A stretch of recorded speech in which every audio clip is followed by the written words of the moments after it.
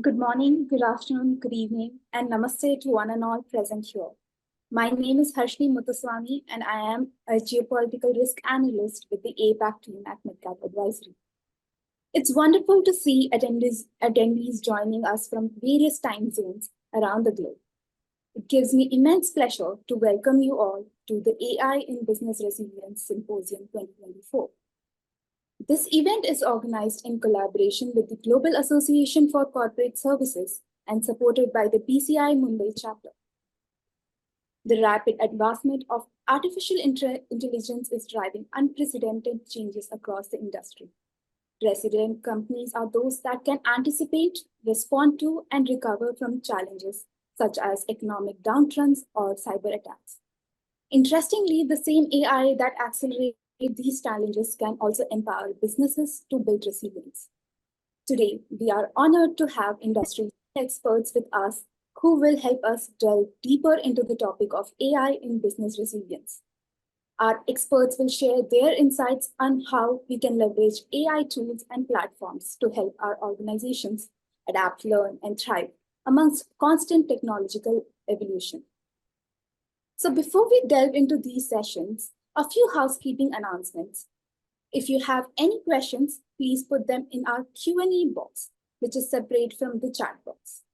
Also, the recording for today's session will be available shortly.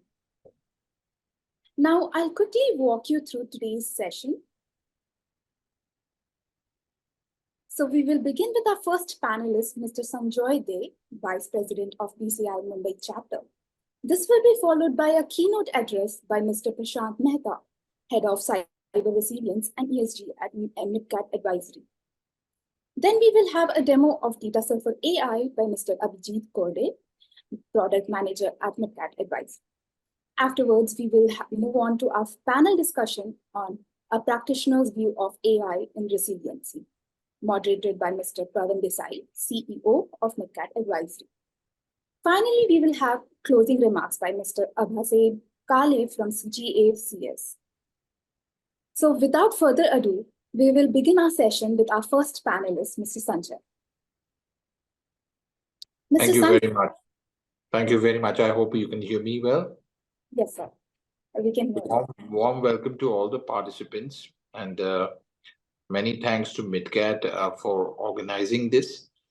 The BCI Mumbai chapter is extremely pleased to extend its full support to today's symposium. And, I'm really looking forward to the stellar discussion, especially with the kind of panelists that Pawan and team and Prashant have been able to put together. Most are, luminaries in their own right in the field of resilience. So it should be a very engaging and interactive discussion. And the topic itself is extremely relevant today. So looking forward towards that. But on behalf of the BCI Mumbai chapter, while extending the warm welcome, also want to point out that this week is the Business Continuity Awareness Week plus Resilience. Would encourage everybody to log into the BCI website. You don't have to become a full-fledged member of the BCI, but you can simply log in. There are plenty of resources available for free as a download from the BCI website. If you want to become a student member, you can do so and access some of the other white papers and kind of resources which are available for research or for knowledge sharing, etc. And even if you don't wish to become a member, there are plenty of free things available which you can download and use for yourself as well as for your organization. So thoroughly encourage you to be more participative in logging into the BCI website.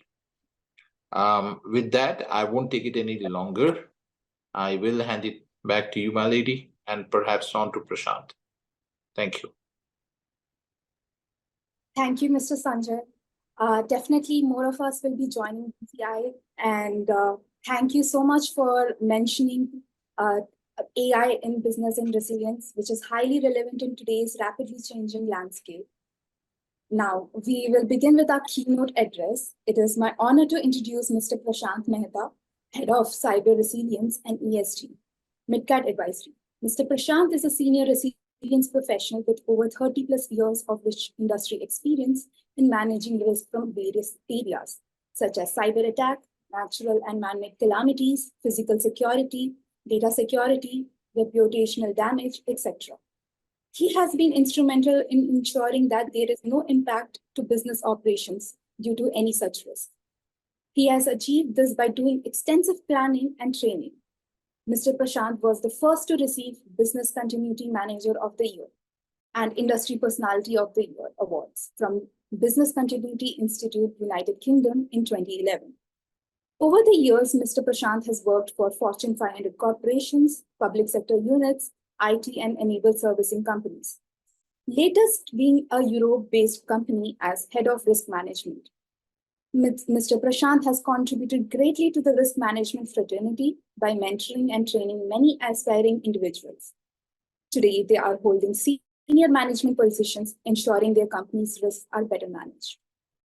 Mr. Prashant holds a BSc in IT degree and is an alumni of IIM Ahmedabad, with numerous internationally acclaimed industry certifications like CISA, CFE, CIA, MBCI, and few more.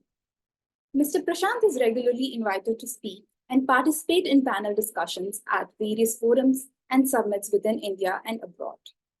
Mr. Prashant, over to you.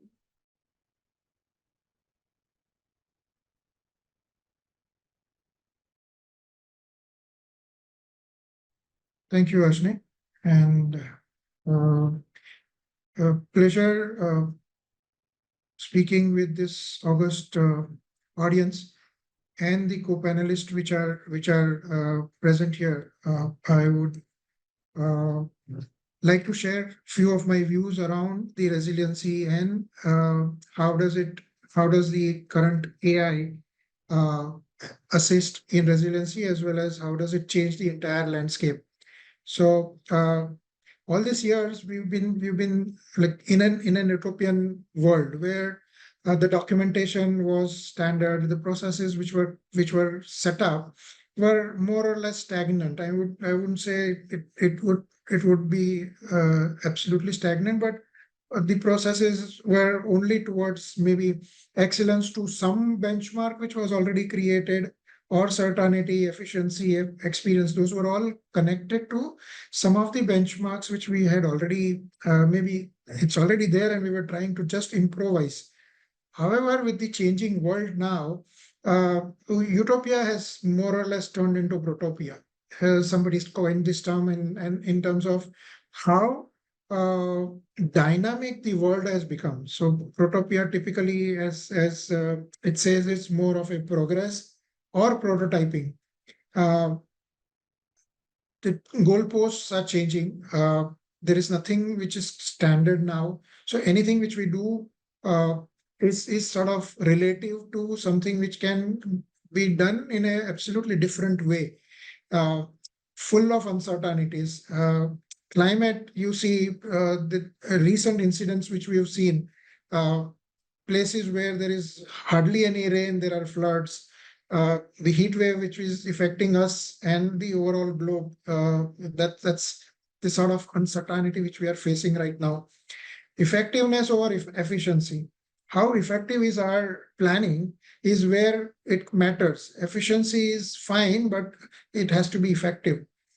And anything what we do today is redundant in 5 years. So there's nothing which is going to leave more than that, because of so much of change which is happening currently in our world. So BCM, as we knew earlier, unless we unlearn it, it's going to be difficult. It's not the way we used to have our plans made, and those bulky plans, maybe for 100-pager document, which used to be sort of circulated across the CMT members, and we were doing all those stuff. Now it's a different situation. We were confined to offices. So our planning was only confined to a few offices where we operate from. However, now we have to even make sure that a critical resource sitting in some corner of a city is also able to connect. I mean, it has become such a magnitude now, with thousands of people moving around, working from nearly everywhere. and we have to ensure that those people are able to sort of connect and work. So it's become difficult. We can't do that in the traditional form. So how does it work? So the only change, or I would say, adopting technology and AI is the only way out, I would say, so as to be able to be effective. Plans would be created out of data rather than just the standard exercises what we used to create. People, where are they? If there are no feeds from, say, any other systems where their locations are tracked, or the attendance system for that matter, which gives us the location of that individual, where is that individual currently working from? That's where all our planning will revolve around. The leadership has changed. Earlier, we used to manage people. Now we will have to manage people. We'll have to manage intelligent humans, IoT devices, drones, robots, and God knows how many things will get added here in very short duration. So the manager has to be upgrading himself, herself, to also include this rather than just PR or say personal relationship with the team members. So this is now a new team which is going to be creating. So what is AI? I'm sure everyone is aware of, so I would not go into the very nitty-gritties of the AI, but it is generally focusing on performing specific tasks intelligently. So it is learned from all that we have been doing for so many years, that is fed in, and then computationally it is mapped and matched, and give you get the result out. So those specific jobs, particularly around support, how people have been sort of responded in queries earlier, those are all fed, and then they learn and then they predict. That's how the AI is helping us in doing mundane, repetitive jobs in a very better manner, or efficient manner, I would say. When we look at generative AI, again, is slightly advanced than just machine learning and giving you some responses. Now, just a couple of days back, ChatGPT has come up with 4.0. Now, that has so much, it is so much powerful that there has been a video going around where a student is asking is tutoring via the generative AI solution. And specific query, not to give out an answer, but to lead the person who is studying to sort of understand and give out the answer by himself. It's like it's a different situation, and particularly those from our age, say, who's been into 80s, 90s, this is like a phenomenal difference. It's just simple. You just speak to it and it is responding in a way as if there is a physical live person sitting before you. Now that's the advantage which is coming up, and we are getting we are actually fortunate enough to get this in today's age, that we'll be able to sort of use it in a very traditional and in a very efficient manner. So what is the difference between traditional and generative? Just a small slide. It just the traditional one is just analyzes data, makes some predictions, patterns. It recognizes the pattern and gives out the answers. Whereas generative AI is like very advanced in terms of understanding. So it's like near real time, or maybe almost real time responses which we are getting now. And what we see, what we ask, we get it. And it's the ask in a normal discussion or a normal communication or a correspondence what we do with this. So the capability to revolutionize any field where creation and innovation are the key. So we see videos, we see audios, we see so many movies which have come up, songs which have been written, just collecting from so many different songs and creating a song which is not a patchy song. It's actually a very smooth song. So that's the beauty of generative AI. Now, what are the challenges? So for everything what we have, there are always going to be some challenges, and that is where we risk professionals are generally more concerned and sort of aware. So challenges are, it depends on the data which has been fed. So if the data which has been fed is not say accurate or is biased to something, you get the output in such a manner. So incomplete information which has gone in, you will get the incomplete information out. Ethics, paragraph, so privacy is the biggest issue. Where is it learning from and what is it giving out is what matters. So there could be instances where it would breach privacy of somebody by answering, because it actually doesn't have that intelligence to understand that it is going to be uh, uh, going across the line and giving out something personal or something which is not supposed to be given. So these are some of the challenges which everybody is dealing with. Things are improving, but while adoption, these are the areas which we need to sort of be very, very careful and understand. So these are the risks. Deflects, everybody, we've seen so many things being used rampantly during elections. It sort of creates a reality which is not a reality. But that's where we have to do the fact check of what we are seeing and whether that is actually the truth.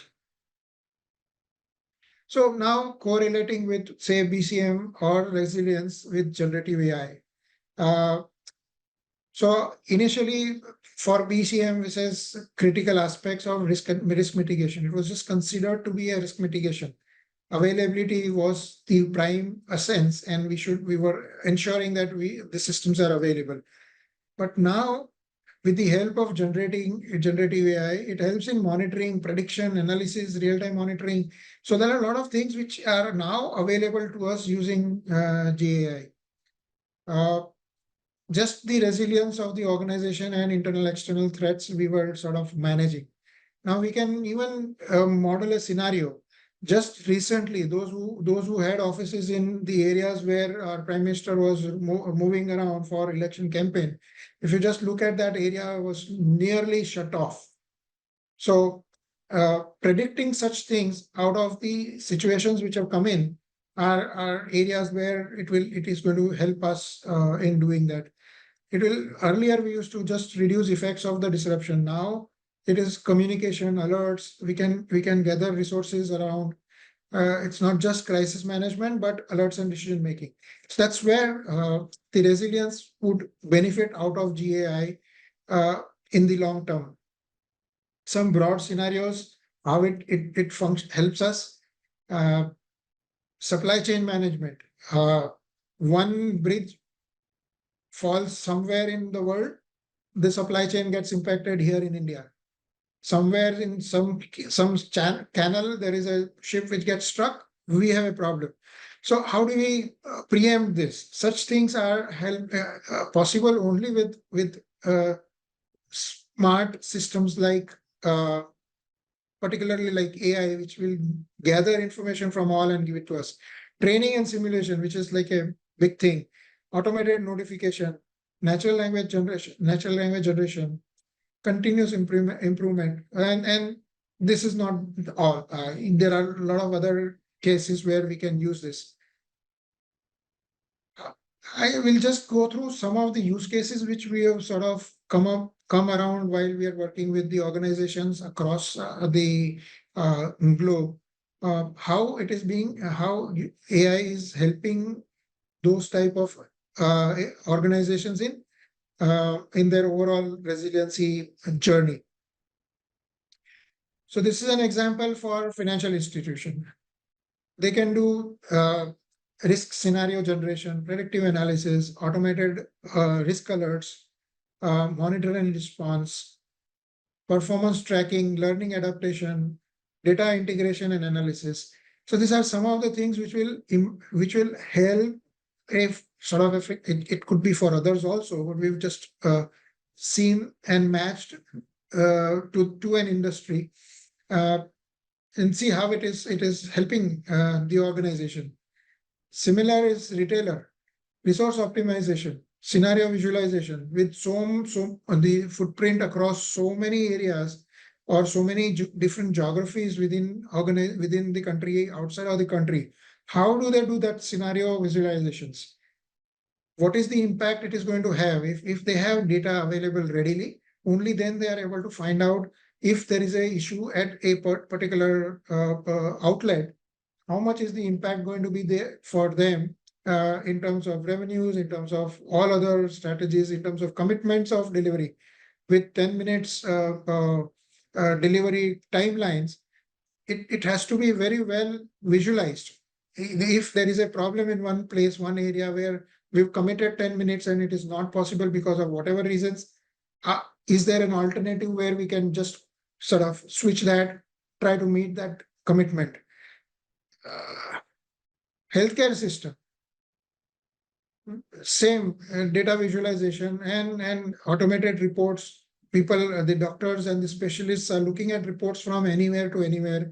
There are assessments which are done by feeding the reports. There are like China, Japan, they've come up with solutions which will do the assessment of your report versus what could be the ailment, not limited to an individual or a group of professionals who come up with their own experiences. This is collective experience of so many sort of specialists, which is available at the click of a button. IT service provider, incident analysis, improvement recommendation, performance tracking, adaptation, data integration.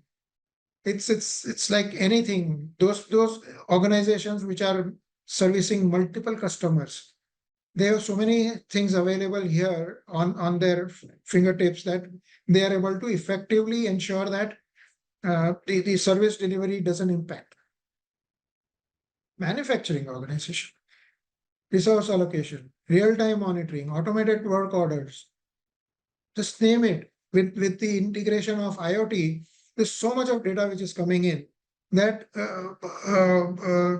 it gives enormous information to be processed and come up with solutions which can help in scenario modeling and analysis, for example.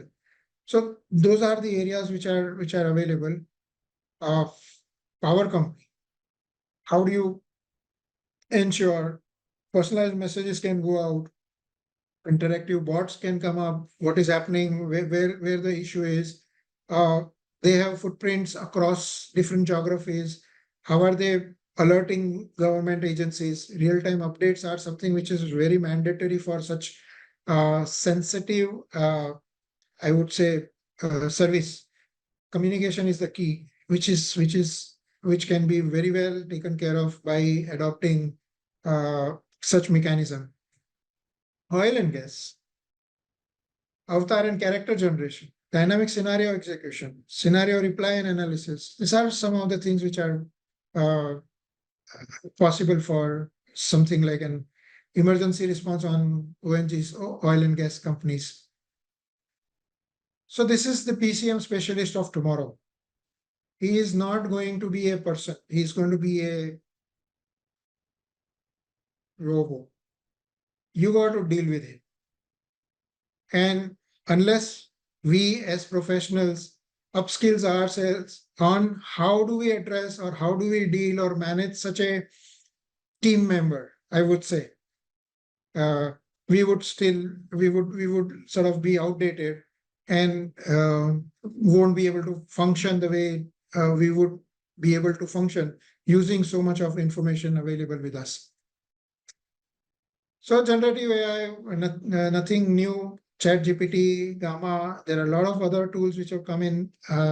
One simple search will give you a lot of tools which you can adopt. A lot of things are free, a lot of things are not very costly. You adopt those, use those, and ensure that we have a very robust resilience and not only just a BCM plan. But we got to be very, very careful. While generative offers us numerous enhancements, we have to be cautious in integrating with our organization's processes. We have to consider privacy, security, ethical implications. Decision making during crisis has to be very well articulated, where we are not dependent on the information which is not very accurate. Else we could land up in a challenge. Regular testing is crucial, while it was also crucial earlier. But here again, we got to be very clear, how do we align ourselves with the AI data which we are getting? So the CMT members have to be upgraded, upskilled to ensure that what is coming in, how to interpret those things in a new form. Everywhere the time may not permit us that we sort of create a proper report out of the data which is coming in. And at times we may have to straight away utilize what is coming out of the system, what we are using.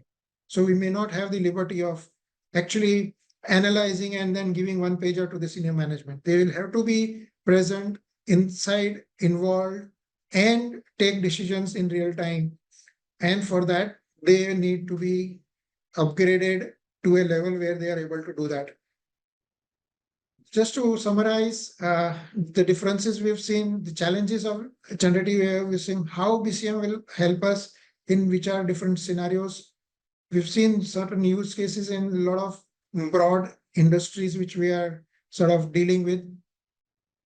And it will evolve. It will evolve rapidly. We've seen in few months it has changed. So we have to be ready with all new things which are coming in, with so much of development which is happening all across.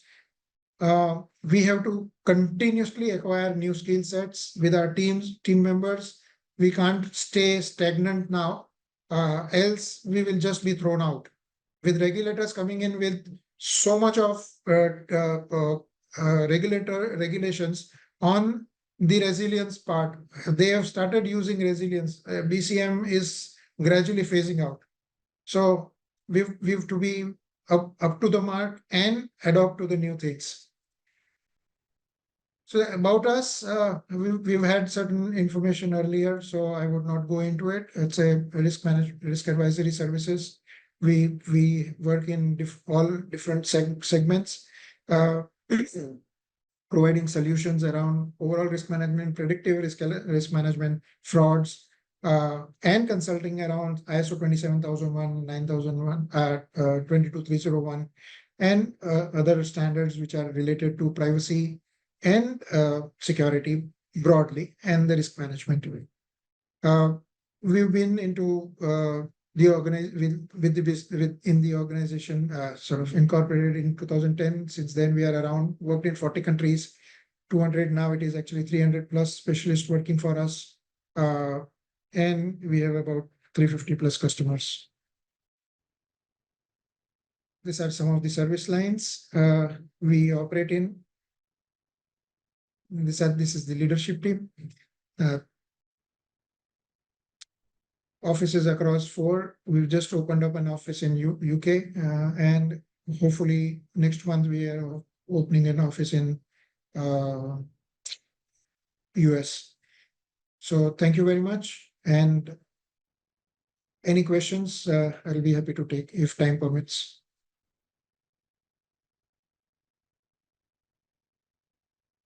Thank you, sir, for such an insightful keynote address. There are a couple of questions in the Q&A box. I'll read it out for you. How do we upskill ourselves with AI tech? And another one is, it is really interesting to see the advantages of AI integration. What are the major disadvantages or problems that could be generated if AI is not integrated properly? Like I said, how do you sort of upskill? So much of resources are available. It depends on the individual, how adaptable they are in terms of, or how much unlearning is he or she is actually ready to do. In the media, the social media, you say the other traditional media, they are all bombarding things. It's just playing around.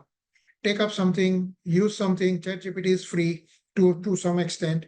If you actually want to do it, it's a nominal $20 fee, I believe, for a membership, where you could learn how to create, how to provide queries, and how you can sort of get responses.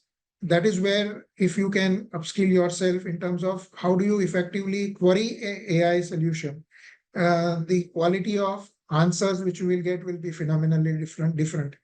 So you got to practice, you have to be experimental. Be experimental. I think that is how you will be able to sort of take it up. And adaptation, as I mentioned in my presentation as well, you got to be very, very careful in what you are bringing out. So the data which is going in has to be very, very accurate just to get a proper data out. So I would, my 2 bits on around this. So we have one more question for you. It is along the similar lines. How do business ensure that ethical and responsible use of AI technologies in their resilience strategies, particularly concerning data privacy and security? This is posed by Mr. P.K. Kullian. So it's the same thing. The data which you are using for training an AI model has to be ethically sourced. You should not overstep, or so we've seen there are so many ethical issues which are even ChatGPT and other solutions which are in market are facing. Initially, they didn't think it will be that grave, but in the zeal of feeding in information, they've fed everything which was even copyrighted.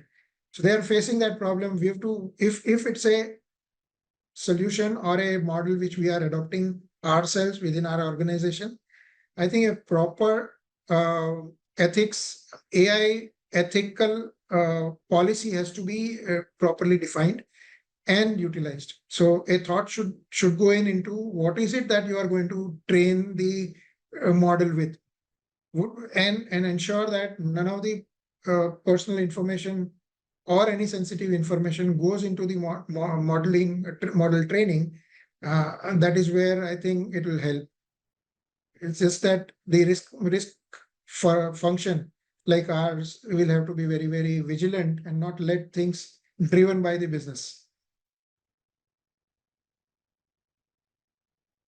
Thank you, sir. Thank you so much for answering all the questions. And it was a wonderful session. We really got our insights into BCM and AI. And thank you so much once again. Now we will move on to our next session. It is a special presentation on MidCat's new proprietary AI-driven product, which effectively combines technology with human intelligence for risk monitoring.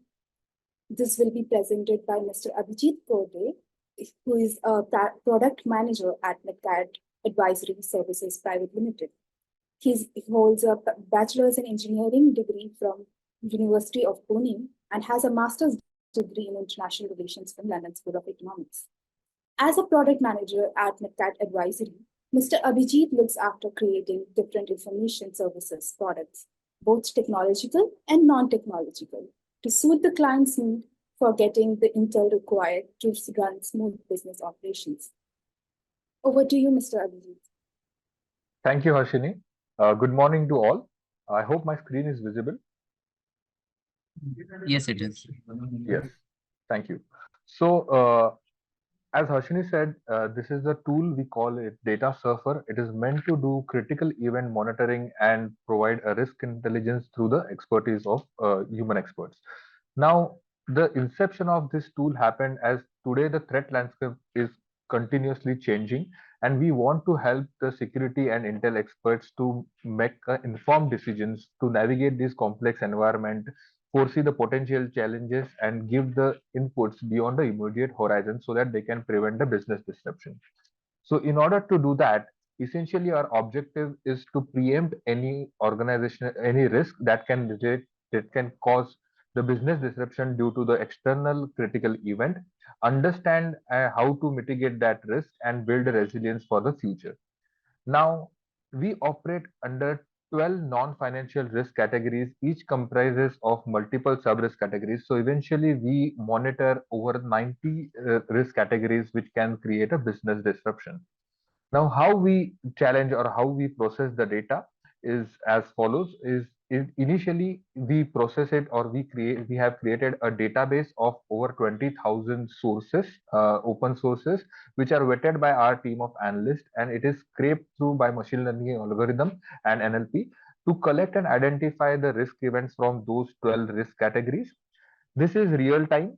The output is real time. Then this output is given to the first layer of analysts. They make sure that there is no noise, there is no clutter.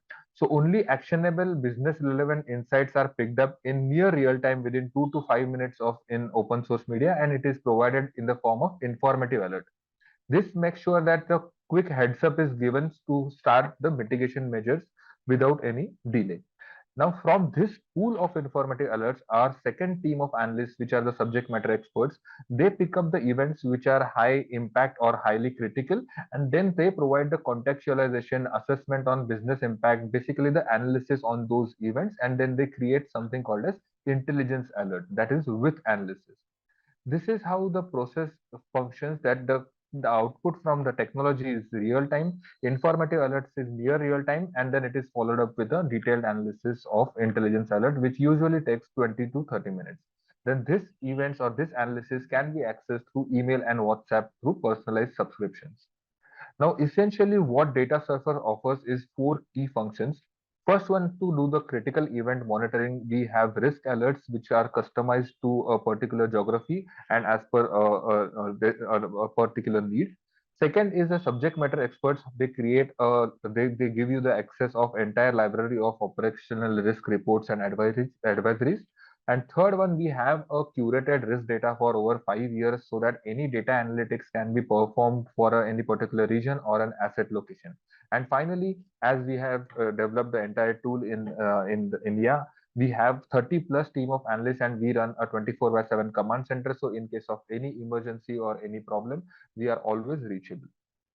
So how it can be accessed is through the web application, the demo which I'll be showing you, through mobile application. If you have already have any particular platform, then we can integrate the data through APIs, and email and WhatsApp remains the quickest way of communication.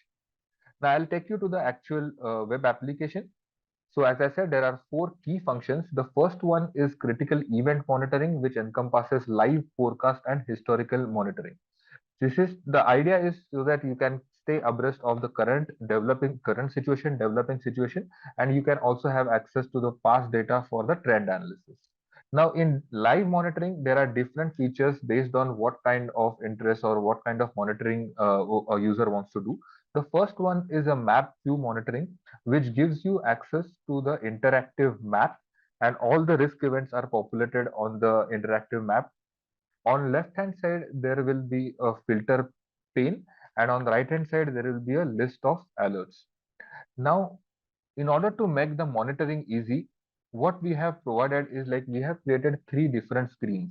So the first screen is geographical alert screen. So this gives you access to all the risk events from a particular subscribed geography, irrespective of where your office is, based on the impact levels, like crucial, warning, and notification. Crucial being the highest impact on the area and duration wise, notification being the least impact on that area. So this gives you the access to to all the alerts.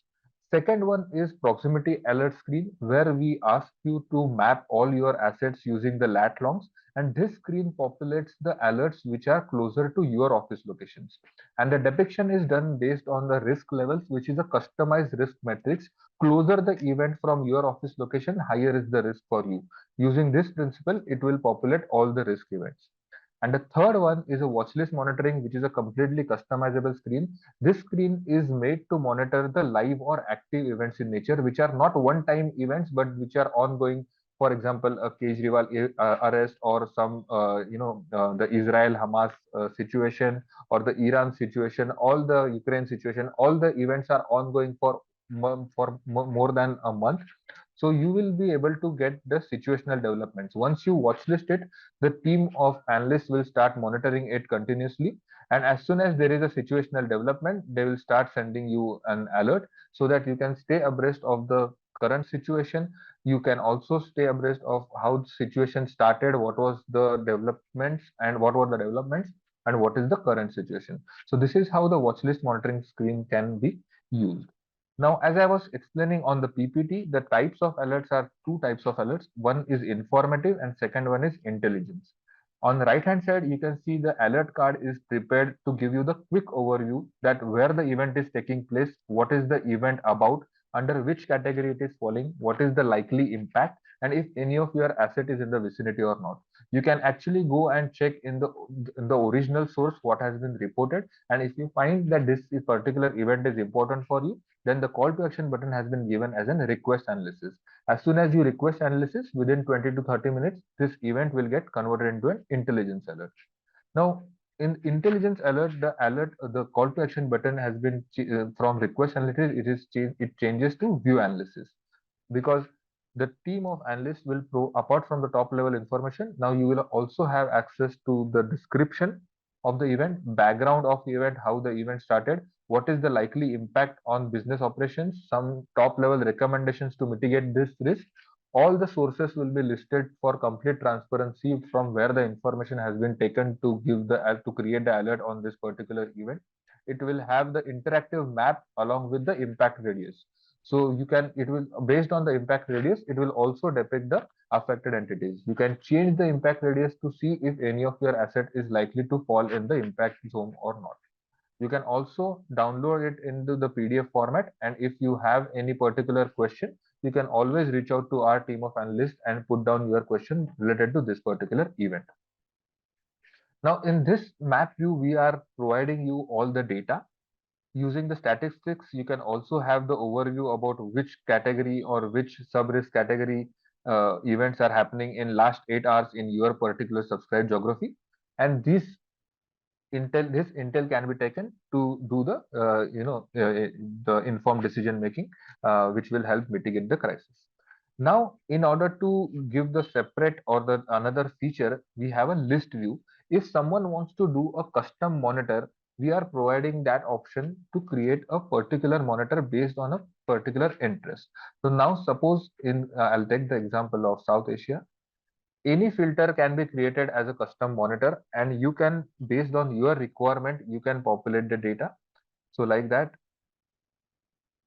you can create filters. Like for India, I want a notification because all my operations are mainly in India. For Nepal, I want only crucial or warning. For Pakistan, I want only crucial or because there are no direct operations. So based on that, anyone can create a customized filter, and the data population will be based on that filter itself. So there is no more clutter, no excess information. You will get customized risk alerts as per your need so that you will not drown in data. This same customized filters can be applied to the personalized subscription also. So you will start getting the WhatsApp alerts and email alerts as per your need. Next one is the upcoming screen. So as these screens give you the access to live data. Now we also have the upcoming data screen where you will have access to all the planned events for next 90 days. All you have to do is select a date range and the geography for which you need the planned events, and all the planned events will be listed. The whole list can be downloaded into an Excel format, and you can also ask your questions, request analysis, view analysis based on your requirement. The next one is historical data. Here you will have access to all the archived events to carry out the trend analysis and comprehensive risk assessment. The next function is data analytics. If you want to carry out a particular analysis for a particular region or a geography, this section will help it. So for example, I have taken Maharashtra, which is a state in India, and you can select the duration. I want to see the civil disturbance events in Maharashtra in last 6 months. So then I'll see that most of the events were reported from Mumbai, Pune, and Nagpur. Mostly they were protest related, followed up with rally strikes. This is the timeline for the civil disturbance related event in Maharashtra for last 6 months. You can see there is a spike in January because there were massive protests happening in Maharashtra. You can also see the risk level and impact level distribution along with the timeline. And then we also provide a top level heat map to give you the overview where the events took place, which can be included into a risk reports. The next function is the risk insights, where you will have access to the entire library of risk reports and advisories. You can download the reports in PDF formats, use their content in your own format in your own risk reporting, and which can be helpful for creating your own reports. Now, in case if you have any particular ad hoc request that you want to carry out a special reports or travel advisory or special reports for any particular event like current developing situation, then there is a facility where you can put down your request. Once you put down the request, the team of analysts, one assigned SPOC, will get in touch with you to understand the depth in which the report is required or the duration which will be required to create that report. You can track your request, the response time, and once it is available, you can access that report and the solution through the action section. So these are the 4 key functions of data surfer which can help in making the informed decisions to safeguard the lives and save the temporal and financial losses.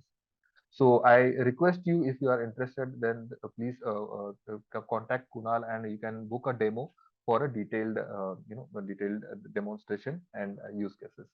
Thank you so much. That's from my end. Over to you, Harshini.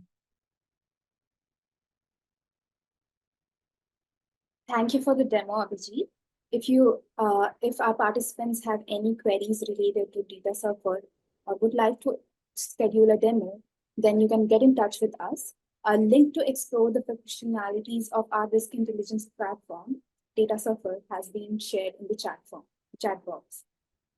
So before we move on to the next session, I would like to reiterate to all our participants that they can post all their questions in the Q&A box, which is separate from the chat box. Our panelists will be able to view them and provide answers accordingly. Now we will begin with our panel discussion on a practitioner's view of AI in resiliency. The moderator for this session is Mr. Pawan Desai, CEO of Midcat Advisory. Mr. Desai is an alumnus of Stanford Graduate School of Business and Jamnalal Bajaj Institute of Management Studies, as well as an IVLP fellow with over 25 years of experience in the security risk management domain. He has played a crucial role in the initial setup and growth of a Mahindra consulting company in cybersecurity before co-founding Midcat Advisory Services. Currently serving as the CEO, he is responsible for Midcat's P&L and future global aspirations. Mr. Desai has led several high-profile, complex, and multidimensional risk consultancy assignments for more than 100 blue-chip companies across various industries. A distinguished ex-Indian Navy officer specializing in submarine operations, Mr. Desai is a recognized thought leader in a security management. He is a strong advocate for the convergence of cyber and physical security domains in the future. Mr. Desai regularly speaks at prestigious forums such as GSX, OSPS, OSAC, ASCGS, ACES, and PCI, among others. He has authored several articles in professional journals and was selected as one of the few security professionals in the country to represent India at the India-US Security Professional Meet in the US in 2014.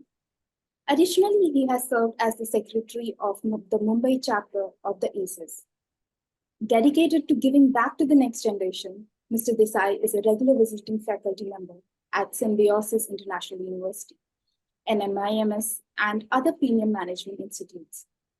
As part of the Digital India initiative, he has been deeply involved with industry bodies in training over 1,000 people on cybersecurity awareness and certification. His professional qualification includes CISA, CISSP, CBCP, and among others. Over to you, Mr. Pawan sir. Thank you very much. I thought the introductions will not finish on me. Thank you very much. Ashwini, may I request all the panelists to switch on their cameras? Thank you very much. I can see everyone. Great. So we have been having a great session till now, an excellent session, keynote by Prashant, then by Abhijit. I will just have very briefly, I'll just introduce the panel members and just talk for a minute or so before we hand it over, because we have to discuss a lot, and we have real stalwarts, real practitioners. I think 50 minutes will be less, but I'll be the bad boy of the session, and I'll restrict everyone to the point. So please be to the point and the topics, because we have to cover a lot of aspects, and I can see so many questions which are pouring in, and many of them we are going to cover during this session. Very quickly, let me just introduce the panel members. It is in no particular order. It is in just the way we have received it. So start with IC sir, IC Singh. He's MBCI CBCP. He's currently the head of business continuity and crisis management at Asia Cell Communication. So he is joining us from Iraq, Kurdistan. He's a distinguished business residency professional for over 40 years of experience. I think a lot of people who in the audience will their age will not be so much. So he has more experience than what your age is. So I think we'll listen to him very, very carefully. He has experience in business continuity, operational resilience, risk management, you name it in the domain. He has earlier served with Indian Navy and also worked with ABN AMRO and Royal Bank of Scotland. We have R. Vaidyanathan, fondly called as RV. He's again a FBCI, MBCP, and a subject matter expert, and known to be anything in BCM of fraternity or a forum talks about, everybody refers to RV for any guidance and his opinion always. He has more than 3 decades of experience. Previously, he has worked with Entity Data, also worked with Skybirds as vice president, and recently Cognizant as senior director, continuity and resilience, and a practice head. Also worked with TCS and HCL Technologies earlier. So huge experience. We have Owen Miles joining us from London. He is the Chief Technology Officer for Everbridge. He has more than 20 years of experience. Owen is a driving force in the evaluation of operational resilience practices. And during his extensive career at Everbridge, he has played a pivotal role in the delivery of the Everbridge critical event management platform, collaborating and supporting with over 800 plus customers across diverse range of sectors. So we'll be definitely looking forward for his insights in various sectors and how can we implement AI in BCM. We have the youngest member, Ankit Sabharwal. I'm sure he'll be the youngest, but not less in experience. He is currently the head for BCM and security audits at VFS Global. He has over 18 years of experience, and he has led various roles in cyber and information security before taking over this role. He has worked with Nokia, Symantec, and Mondelez in his career. We also have Purushottam Pandit, again MBCI, currently the director for Capgemini Technologies. He has around 35 years plus years of experience, and in business continuity 15 plus. 15 plus in BCM is almost where the BCM function did exist. So I think he has been there from the functions where it has started. He has conducted large ISO programs across BFSI and IT telecom sectors in India. And currently, as I said, working with Capgemini. We have Harsha Sastry. He is the AVP for business continuity and resilience globally for Tech Mahindra. He is also MBCP Course and Corp. COPR. We'll let him explain what these things are. And he has been honored by National Honor Society of USA, Order of Sword and Shield. I think it's a great prestige and honor for all of us to have Harsha amongst us. We also have Arnab. Arnab is joining us from the Middle East, from Qatar. Qatar. He has more than 2 decades of experience. He has previously worked with BSI, Colt, Bharti Airtel, Cefi, and Datacraft. We have Wasim. Wasim is joining us from Australia. He is the director and BCI and a global board of BCI. Currently, principal consultant GRC at CyberCX. He has also worked previously. So he has done a lot of work on business continuity, operational resiliency, GRC, ESG. So any questions we have, he's the right person to answer. He has previously worked with Bravuras, Warranty, Crisis Management, Bank of Bahrain and Kuwait, National Commercial Bank, and Arab National Bank. So we have people from India, we have people from Middle East, we have people from Australia, London. So I think it's a fairly amazing panel, and really experience is vast in amongst all the thing. I'll just take a minute just to set the context, and then I'll want you guys to speak more on that. So I didn't like the topic AI in resilience. So I feel it should be the other way around, because AI is bound to happen. AI is going to happen with the way we are going to run the businesses is going to change. So it is going to be resilience in AI, not the AI in resilience. That is going to be more important, because we have to be resilient in the way we are going to work, and the new processes, new businesses which is going to work in AI. That is what is going to be important. As somebody told me when I was a kid, that don't believe unless you see it. My worry is that you cannot even believe what you see now. So that is going to be the challenge with most of our professionals of resiliency and this thing, because most of our plans are based on what you see, what you feel, what you touch, what you hear. But most of those assumptions are going to be challenged. And because of that, how are we going to live with that? I really get worried about the next generation. If they cannot trust anyone, they cannot trust what they see, they cannot trust what they hear. So how the new business is going to emerge, and how the new generation is going to adopt to the new way of working. And here, I think the resiliency professionals will have to play a very, very crucial role in how to adopt to a new way of working and still delivering uh, continuity, still delivering resilience, still delivering what is expected out of the business. And it is going to be a challenge. So that is what I think I'll be happy that we speak about, and with the experience all of you have. I think a lot of examples will be really, really helpful for the audience. Just to start with, I'll start with Ankit.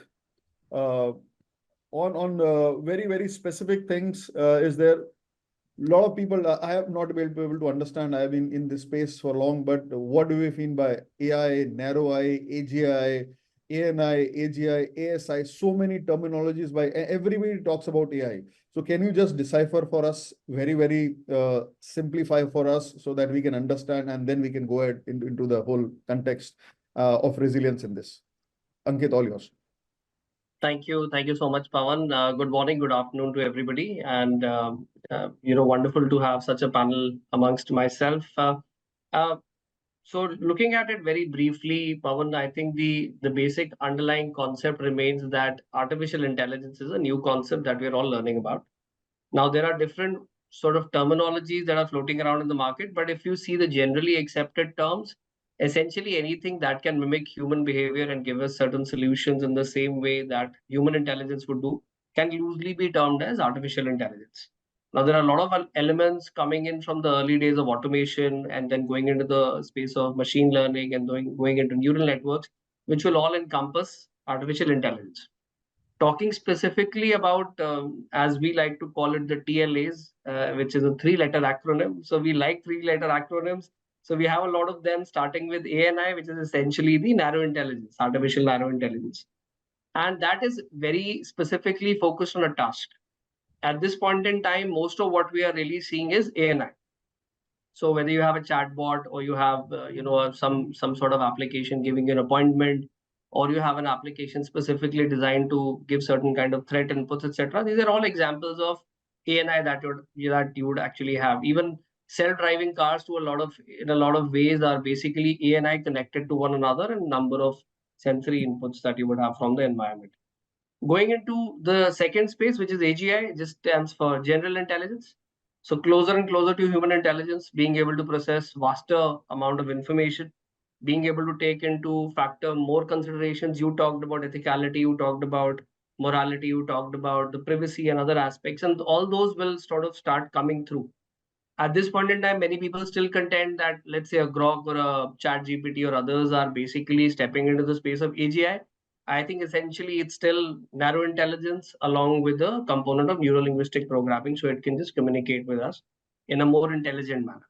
And then, of course, we are moving and trying to strive to go towards artificial superintelligence, which is where it will surpass human intelligence and be able to take autonomous decisions. Of course, hopefully still bound by the laws of robotics and everything else that connects it with AI. But I think we are quite far away, because we're still getting and grasping at the reach of AGI. So ASI still is a further way apart. And I think from an examples perspective, then it will be able to take decisions as good as or even better than human beings. So just a couple of examples and just trying to demystify to the best of my understanding these terms. Great, great. I think good to set the tone because we get swarmed with the terminologies, and then every vendor, everybody comes that this is an AI, this does ANI, this does AGI, and it's very, very confusing to so a lot of us. Thank you for demystifying that. Just to take it slightly ahead, I'll just go to RV now. Now, the biggest challenge with most of us face is, yes, AI is there. Where do we start?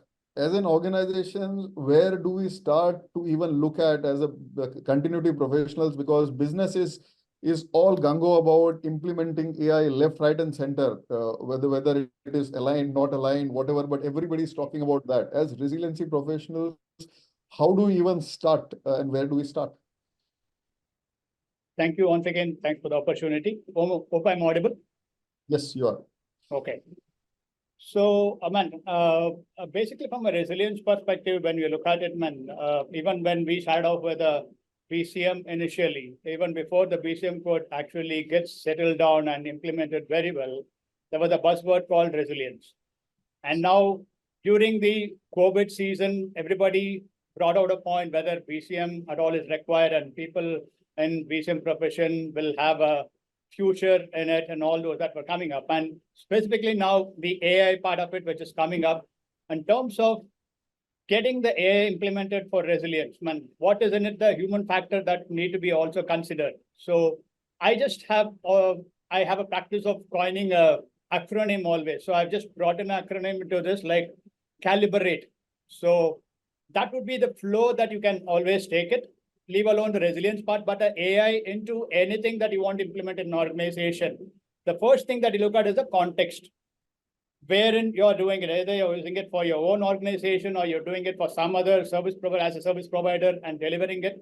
All those that need to be first considered, whether that need to be done, and specifically from the context, the scope of it as to what extent that you're going to implement. That would be the starting point. That forms the C part of it.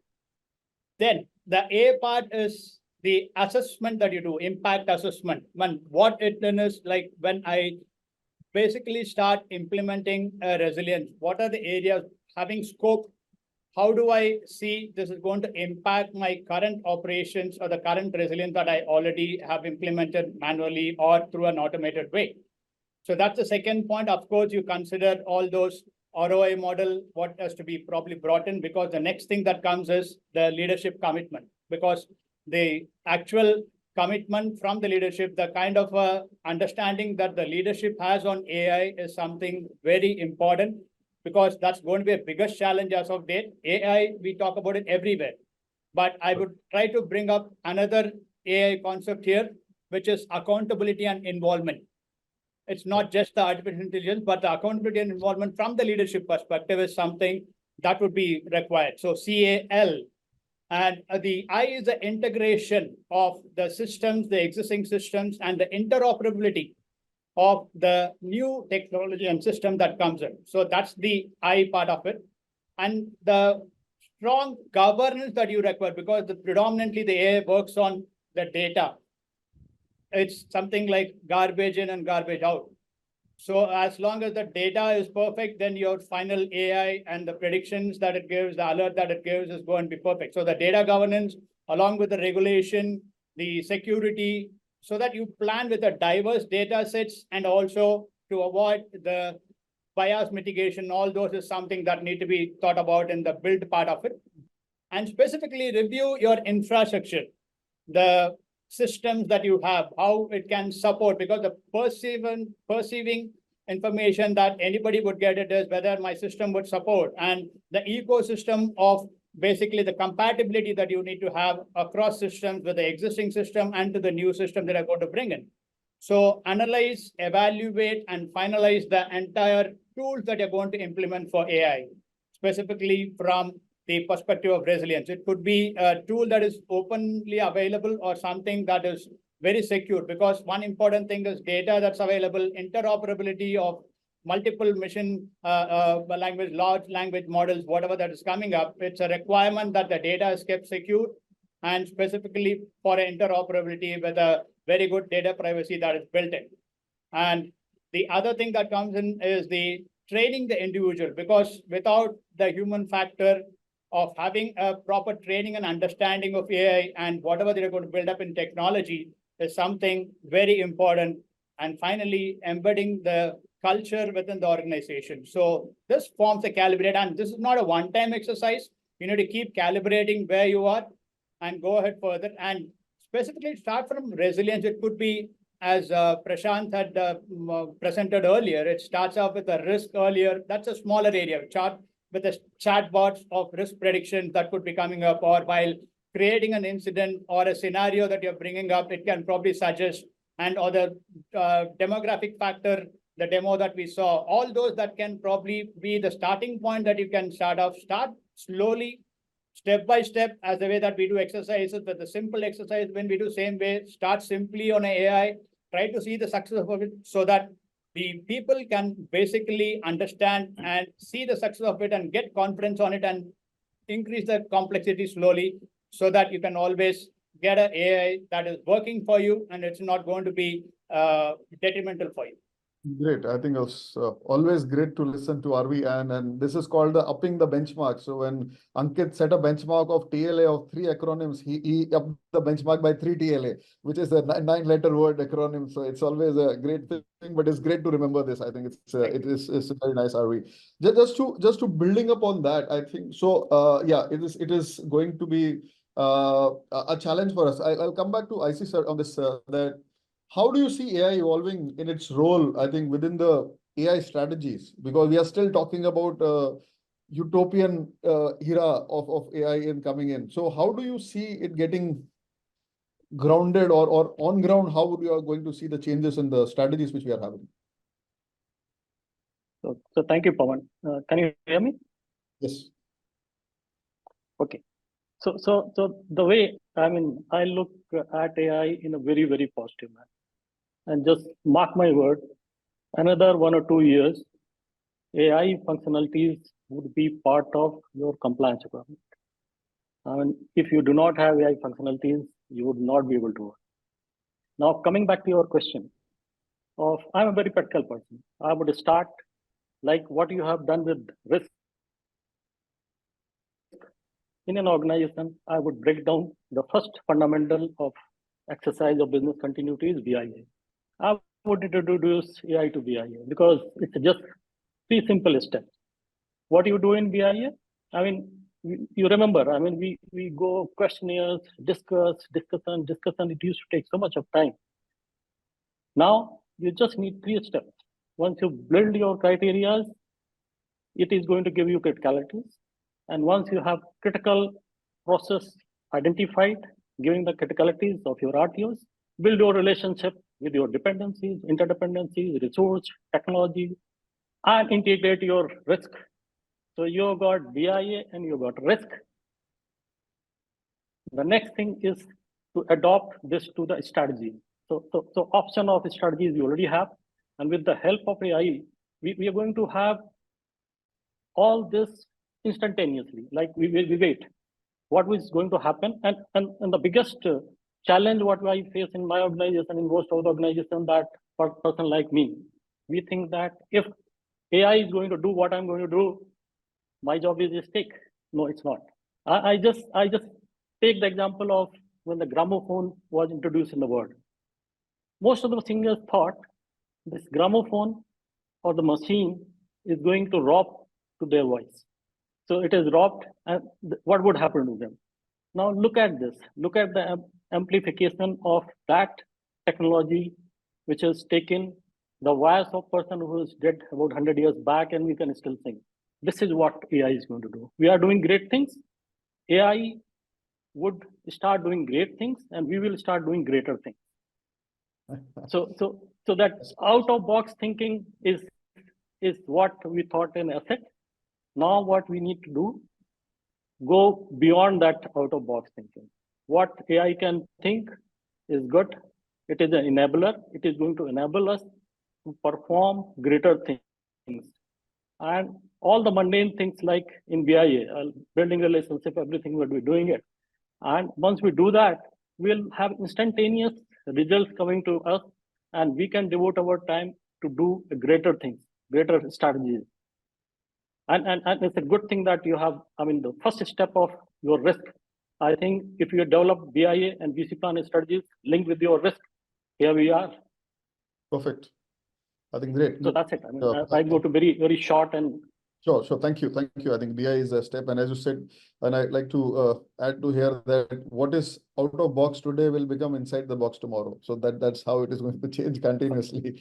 Right. Absolutely. Okay. Absolutely. Yeah. This from the practitioner side to maybe Owen's from the product side of it, because we are seeing every client asks for the moon, and you have been working with so many industries in the past and delivered solutions, and everybody wants a magic just out of the from every aspects. Everybody says that if I just click a button and everything, people should be able to read my mind. People should be able to prevent predictive issues, predictive before even somebody knows things should happen. So how do you handle these things? And when you build the product, when you build the technology, how do you implement these AI aspect of it, so which are more robust, which are more usable? Maybe your views on this. Absolutely. And firstly, can you hear me? Wonderful. And thank you for allowing me to join such a wonderful panel. Although I think everyone on the panel so far seems to be very much glass half full, and maybe I'm a little bit more glass half empty. And when you think back to, and I'm going back a while, and technology evolves, but things like Microsoft Tay that had some very unfortunate outputs. But I think it comes down to the quality of the data source. And a lot of people have been talking about that, but the internal data, I think, is very much controllable information when you're feeding it with your company information. The challenge, of course, is when you start plugging in external data, and thank you for the wonderful demonstration of your platform, but when you start thinking about the negative actors that can be utilizing AI in order to feed into that process. You think of going back a while, but there was an algorithm called Grover that was generating fake news articles. You think of tweets, or now X's, where governments are influencing, or allegedly influencing, elections around the world, and deep fakes and voice calls. It takes about 6 minutes and access to YouTube to create a completely realistic fake voice, and people are being scammed as a result. And just a complete aside, and I know you said to keep on topic, but please, everybody, agree a keyword with your significant other. Because when they get a phone call saying they've just been kidnapped or they're in trouble, and they're asking for money, please do agree a keyword that that is actually a real person and not a piece of AI that is trying to scam you. But sorry, coming back to your question, I think AI has incredible power in the aggregation and deconflicting of intelligence. So searching vast databases and vast sources and processing that so much faster than a human possibly can. And then resolving the conflict, because there will be different inputs and different views on the quality and source of data. But for me, the most important component in any AI solution is the human in the loop. It is that expertise that we bring into that process to refine the information that AI is giving us, but making that determination, is this something that we can trust? Because if we're making business decisions based upon just simply that input of AI, I think we're going to find ourselves in a very, very difficult position and making incorrect decisions. You think of things like hallucination within AI, where it's making answers up. Bless it. I sometimes think of AI as a 5-year-old. A 5-year-old with a good parent is very responsible and very well behaved, and a 5-year-old with a bad parent maybe isn't. And I think that our responsibility as practitioners and users of AI is to be a good parent and understand the limitations and filter before we take action. Perfect. Great. Thank you. I think great. You said 5-year-old. So we have to be worried about. I don't know what will happen when AI will become teenager, or when nothing. I don't want to think about that, but it's sitting in the back of the car saying, "Are we nearly there yet?" and throwing things, and it's out at. I did hear a wonderful story of an Amazon device where the owner was out, so it decided to turn the music on at full volume at 2 o'clock in the morning.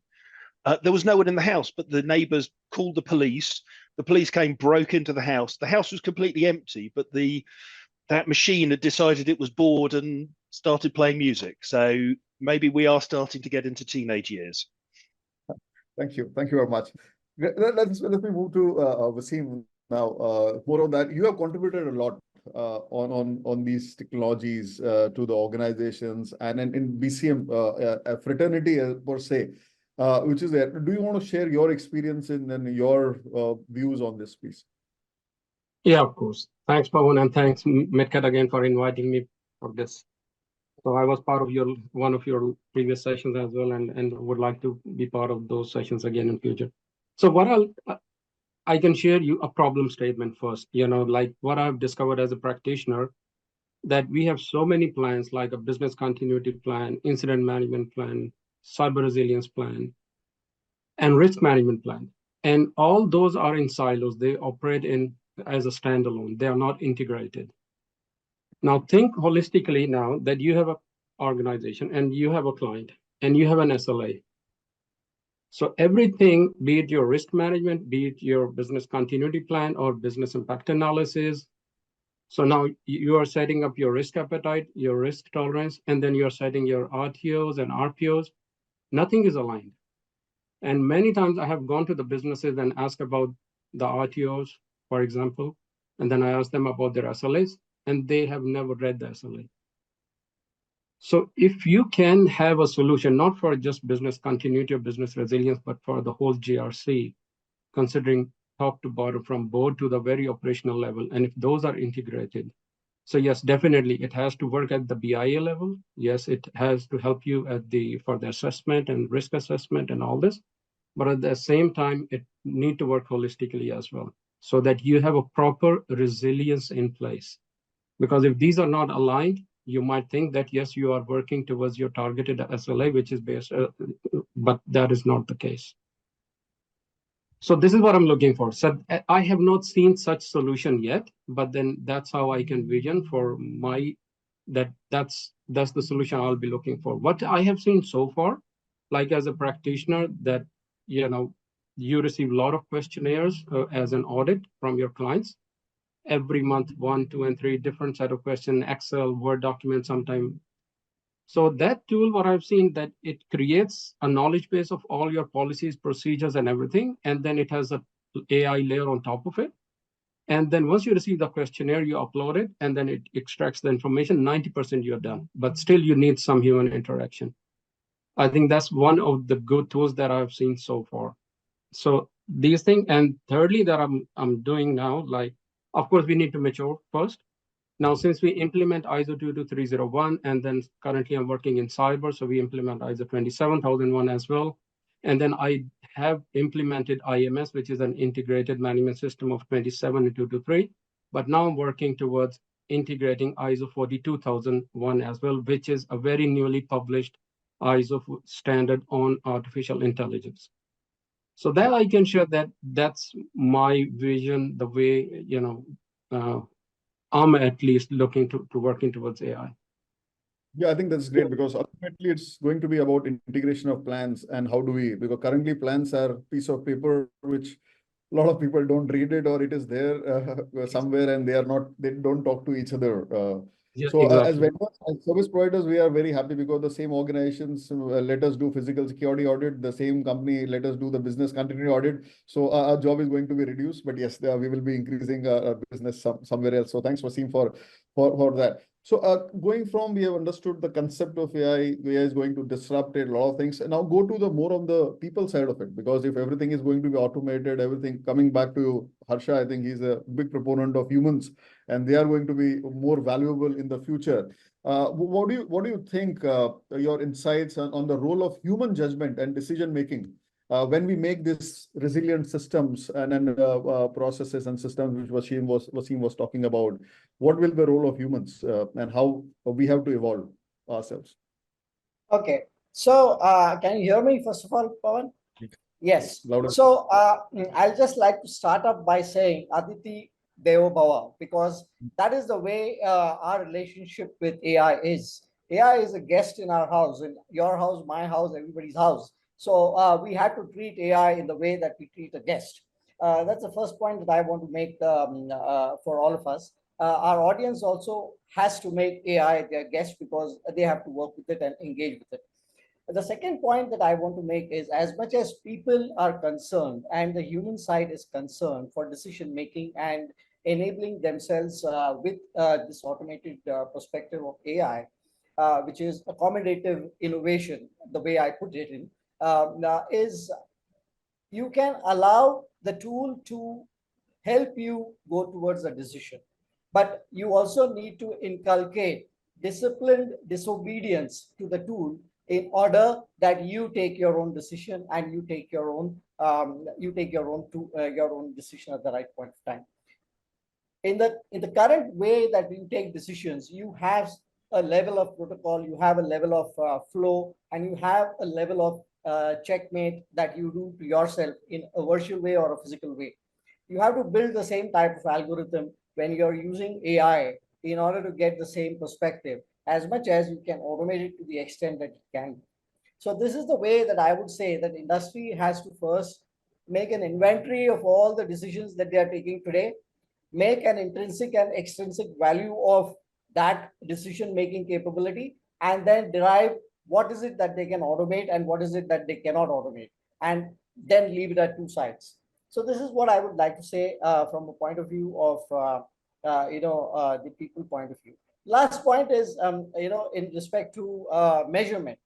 As much as we are looking at measuring the effectiveness of people and the AI system together, there is no better benchmark than a Six Sigma benchmark that you should implement, because today 100 is a very small number that everyone reaches very soon, because speeds are very, very high. So you have to change the base to 1 million in order that you generate metric which can bring in these perspectives to not only the line of operations but also to the boards. So a balanced scorecard depicting these four aspects of operations, learnings, customer perspective, financial perspective, would be the way in which you would get a feel as to how AI has enabled you to become actually artificially intelligent and actually have accommodative innovation getting generated into the organization. That's what I'd like to say. Great. I think I think I like the concept of codifying the decisions. I think that is going to be tough because we also don't know many times why do we take some certain decisions. This will really help us to maybe think ourselves. Absolutely. I think great. So it is going to happen. We are going to do it. We are implementing in most of the organizations. Coming back to Purushottam, I think what are the risks in the data which we are collecting, the sensitivity, the privacy part of it? How are we going to handle, because you handle data of so many organizations internally as well as externally. How companies are looking towards the privacy and the sensitivity of data collation on that? Yeah. Hello, everyone. Pawan, am I audible? Yes, can loud and you clear. hear and see me? Yes. Okay. Thank you. So I would like to. I can trust you. I don't know. I can trust you, but yes. Okay. So basically, see, we have partnered with Midcat, right? And we have been using Midcat services, which were described earlier, right? So we wanted to use, the APIs from Midcat, right? Which were kind of showing uh, the alerts and their where they are getting impacted, their radius, etc., not only for our offices but also for our employees, because we are in a hybrid mode working currently. And then many of the employees are working from their houses, right? So we want to check whether they are also getting impacted by any alert. Now for this, we need to use the data which is with HR, right? And the data is having employee addresses. So obviously, then there is a risk of using this data. So we kind of work along with the HR and the privacy experts which we have in our organization, and then we use only the PIN code of the employees instead of using the entire addresses to find out whether these employees they might get impacted due to any particular alert which is coming from Midcat API, and it's working very well, I would say. Employees are getting the alerts wherever it is required. So these are some of the risks which gets highlighted. We initially thought that it would be easy to use the address and then to inform the employees. However, because of the data privacy rules, right, we cannot use the direct address of employees, and we have to use only PIN code related to the employees. So this is just one example, as how we need to be very careful while using the AI in this particular context of resilience. Okay. Sorry, the voice was cutting. Okay. Yeah. Okay, now I can hear you. Yeah. Okay. Fair. Yeah, Thank you. Thank you very much. Like, let me just go to maybe the last, but the best is yet to come on the thing. Go to Arnab on this. That a lot of people, we have gone through concept, the tools, the what is happening from the user perspective, from the vendor service provider perspective. What is your sense on the people side? Also, we have seen. What is your sense on the BCM tools and how the AI is getting used in the new tools which are coming up, and how impactful are they? Hi everyone, can you all hear me? Are you audible? Am I audible? Okay. I think a lot of industry personalities and stalwarts have spoken right now, so I have nothing much to add. But what I can tell you that and everywhere when people were talking of AI was there. I mean, for last 5 years, maybe 10 years, people were speaking about AI, but suddenly there has been a huge change in the organization. My CEO suddenly comes up and says that everyone has to add one KPI. That KPI is very interesting, that everyone has to contribute on AI. Now, the moment he put that into a KPI, my manager was the first person to come and ask me, Arnab, what is your project in AI? I said, sir, right now, what I see in AI is it requires governance. It requires a framework. It requires a policy. Everyone is playing around with the data, and people here has already talked about data privacy issue. And I think that is the major issue right now. I have seen most of my vendors coming and putting us a document on GDPR and saying that, sir, you have to sign this if you want to do business with us. Now, in Qatar, in India, anywhere, they have their local laws, right? So you need to first align with your local laws, then you have to align with GDPR. So it's a long. Now what AI is basically helping us, that you need to see your gaps, whether it is a policy, whether it is a process. And I think AI is a very good enabler. Now, when you talk about these tools will not do any magic. I am very sure tools will not do a magic. Some vendors suggested that, I will create a genie and I will name it as Arni. I said, Arni means Arnab? I said, yeah, it will be like Arnab, he will start speaking to you. I said, okay, fantastic. So what will that genie do? So the genie will tell you the moment you finish the BIA, and I think very interestingly, people have pointed out in BIA, there are a lot of interdependencies. So the moment you play around with your RTO, RPO, you're not able to finalize your RTO, the genie is going to help you. And he is going to do that magic. Okay, fantastic. Now, what is the next step? Next step is the strategies. Okay, fantastic. Now, strategies today, if you see, these strategies are failing. Now, if you have a flood in the city, you will find there's a huge flood in your alternate site. Even in the COVID situation, we found that alternate sites were infected. So nobody was able to go to the alternate site. So I think BCP that way has got a lot of impact due to COVID scenario. And I think now AI is like a hammer. Why I tell you this is a hammer? Because if you don't use a hammer properly, you will hurt your fingers, right? So you need to have the correct inputs. Now, I'm giving you some examples. I don't know, a lot of examples coming to my mind, but one very interesting example is that, when you try to look at, now we were talking about the strategies. I wanted to have a strategy on a power outage. Now in Middle East countries, you don't have power outage.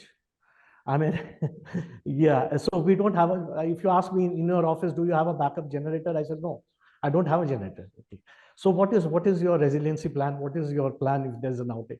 Now, the moment I wrote that extensive use of power during summertime can lead to power outage, I wrote that in ChatGPT or any AI tool.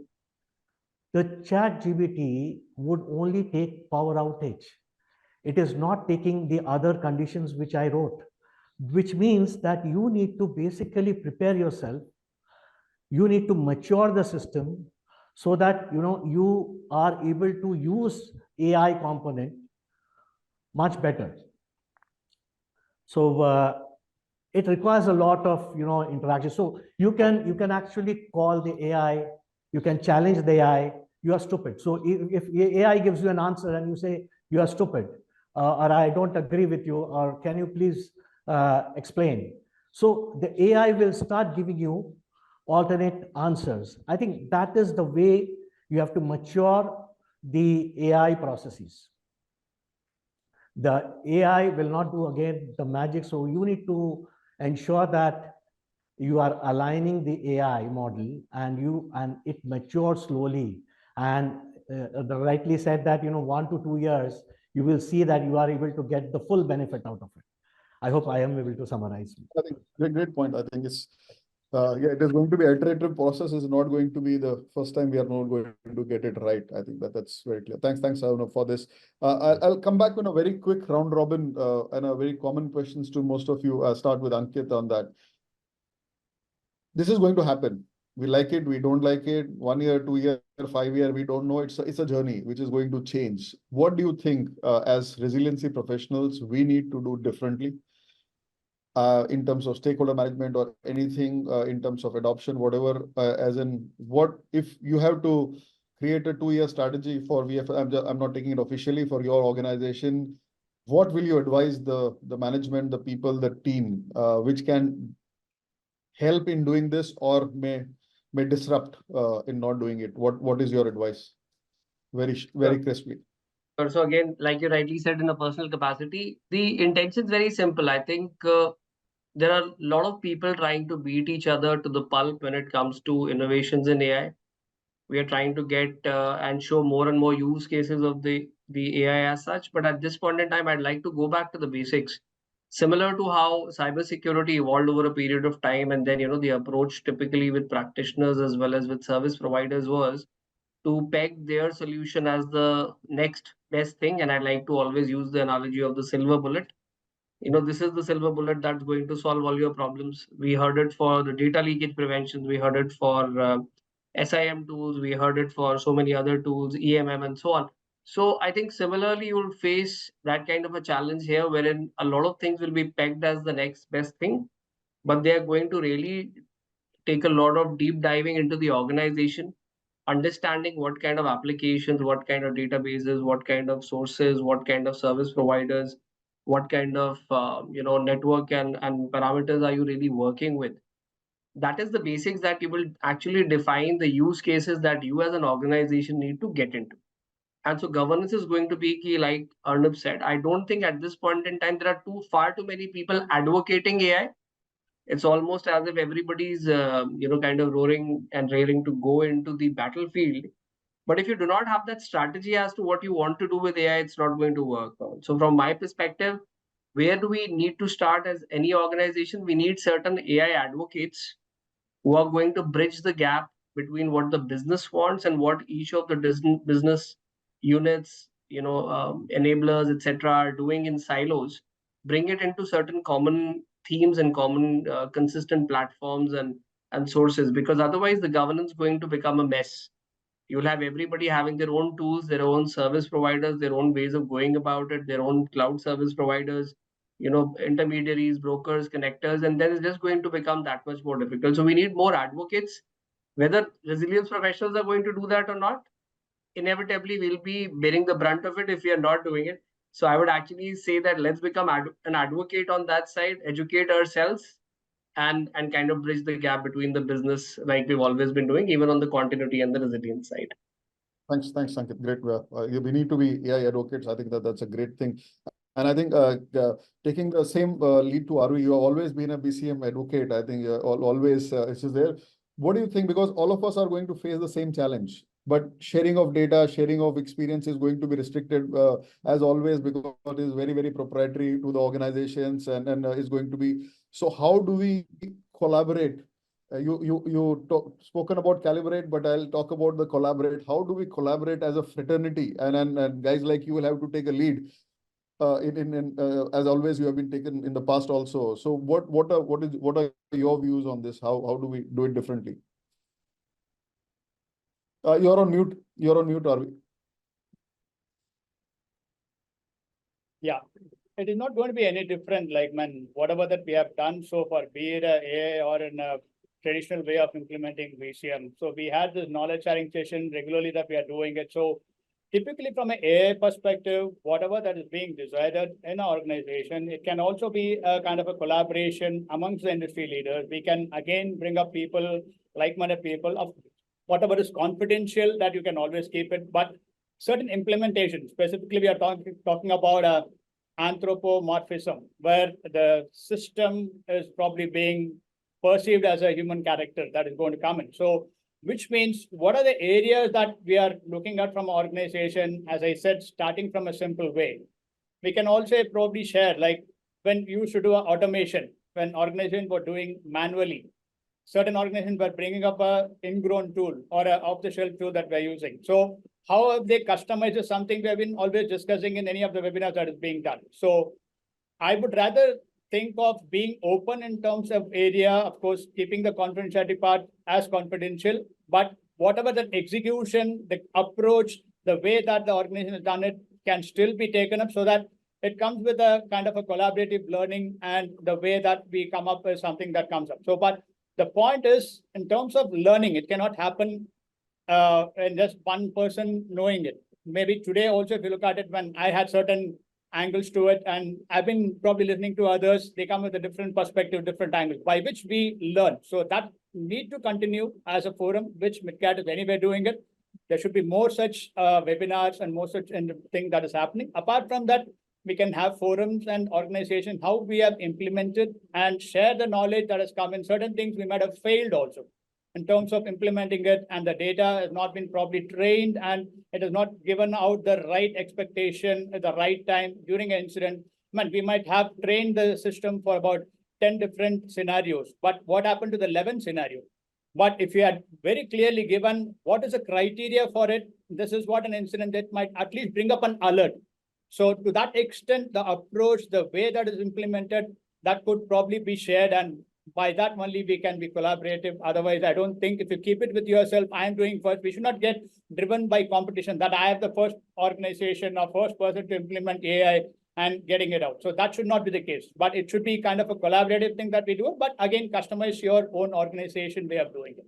That would be my 2 cents. Great, Arvi. I'll just take it.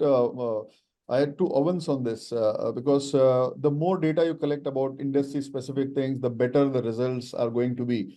But as Arvi was saying, and everybody was saying, we will have restriction on usage of data because of privacy issues, because of many other sensitivity issues. So how, as service providers, as a product developers, what is your view? If you don't get good data, which is more widespread, the output is going to be not as great. So how do we overcome these challenges? Yeah, I think someone earlier on said, garbage in, garbage out. There's ruder versions of the same thing, but I think it's a very true adage that we have to police the data. We have to understand the data. We can't just trust the data. And I come back to my kind of previous comment about the human in that whole process.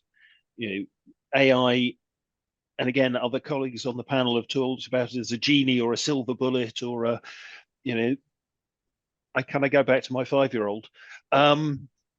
It's a very helpful tool. It's a fantastic capability. It's really exciting, and I wouldn't want anyone to think that I'm not excited about the potential of it. But unless we have the governance, the control, the accountability and involvement, to steal someone else's phrase from today, as far as another meaning for AI, and I think the education and expectation setting. Sure. A lot of senior people will go, wow, AI does it. I don't need all these squishy human beings. There's sort of, we have the hardware, we have the software, well, the warmware sitting in the middle, us humans. We don't need that. We have AI. Yeah, maybe a little bit of cynicism, a little bit of skepticism, and an awful lot of governance and checking, so that actually the outputs are trustable. Because ultimately we are going to be making decisions based upon this data. But for me, the kind of key message is actually 3 E's: education, education, education. Ourselves, others, and continual, because it is evolving so quickly that, the AI technology we're discussing today, I'm sure there's something going to be released tomorrow that is so different to what we talked about today that we're going to have to almost change everything we're saying. So yeah, it's a continual process. Like the trees, I think that's going to be a challenge for all of us. That takes me to IC sir on that. We have been used to doing simulation exercises on fire, flooding, this, that, which is more, I'll not say tactical, but it is more predictable kind of situations. And then with the new situation of the data, new things can happen which we have not predicted. So how do we inculcate the entire e-education part of our this thing, and how do we change our maybe the scenario planning exercises or crisis simulation models around that? And you have any experience and observations on that? So with my experience, with the experience of banking and now in telecommunication, I have found that there are so many emerging risks which go beyond our visualizations. So I find that if I have to, which is early in the planning stage, if I have to implement AI in organization, I would like at least one person each department, whether it could be technology, it could be legal, it could be regulator, it could be governance and audit. At least pick up one person who is inclined to implement AI in their business area. Pick up those people, create a kind of a cell, which would have expert people and train them as to how the AI is going to evolve. And what I see is in coming days that the role of human being would become and a kind of assurance, kind of a validator. So the work would be done by the things, mundane things would be done by AI, like what you're doing in your data self, the collection of all your events and everything is done by AI. And then you have experts to interpret those data. So that is how the involvement of AI experts of each business areas, and when they collaborate and create a kind of a governance, kind of risk scenarios where we would pick up risk for each business areas, because the things are going to become very, other day, my wife was showing me that a clipping that if you take a photograph with your finger raised, there is someone who's going to take your finger prints and access your. So we are going to that stage, and if that has to happen, we have to get into AI. AI would only help us to differentiate whether it is a fake or it is original one. So I find in implementation, we got to go with absolutely ground level, educate people, create a separate cell which would be experts of each areas and who would start looking at the risk at different relative terms, because the complete scenario of risk is going to change with the AI. And then I think the way we are doing simulation exercises and everything is going to change. Because I attended very recently an exercise. It's driven by chatbot. So So in the same room, if 20 people are responding, they will all respond differently. The way you respond, the next scenario comes. So currently we are used to one way of thinking that this happens. But in the new way of this thing, it depends on your response. How do you respond to the next scenario changes? And it is possible. Those kind of things are very, very possible. That will really help in education. Thank you, sir, on this thing. And Yes, sir. you remember, I just want to add that you remember our naval days that we used to have those injects. So AI would be empowered to inject those scenarios instantaneously the way you think. So that lets me that everybody's reality will be different. So we say there is single truth. So now the truths are different. Everybody, what they see, what they hear, what they listen, what they feel is going to be their truth, and everybody's truth are going to be different. So in practice is going to be a tough job in the future. Thank you. Just moving on more on the to Wasim on this thing is there. One thing area which we have not touched upon is the critical infrastructure, the supply chains. This is going to get disrupted with the new way of this thing, and the resiliency will play a big role in that spaces. What are your views on this? No, definitely. As you know, even the last session we addressed on this one now, because since COVID especially, it's gone from third party to fourth party and the fifth party and all this. And I think it becomes more and more difficult if you do it just manually. And then you need to define the tiering of your vendors. You need to do the risk profiling once you get the feedback and then all. So I think definitely that is very critical. But apart from this one, I will echo the same what the other panel members they have said. But one thing I will say that for one of the organizations that I work for, when I joined them, they didn't have any proper BCMS in place, but they already had a very expensive business continuity tool in place. So the very first thing I said, let's cancel the license, let's establish the BCMS, and then we can go for an automation. I think same thing I would suggest for an AI. Let's have our resilience framework in place. Let's define your problem statement. Let's see where you really need an automation or an AI intelligence, and then go for it. So that's just I think I can share very quickly. Thanks, Wasim. Just moving on to Harsha on this. Everybody is implementing in different bits and pieces on what they understand is right, wrong. We don't know where it is going. How do we create benchmarks? How do we say matrices? Is this right, wrong? Is it good enough or not? How it is going to evolve? Okay, so from a metrics point of view, the metrics has to be both ways. It has to be for the good as well as it has to be speaking about the bad also.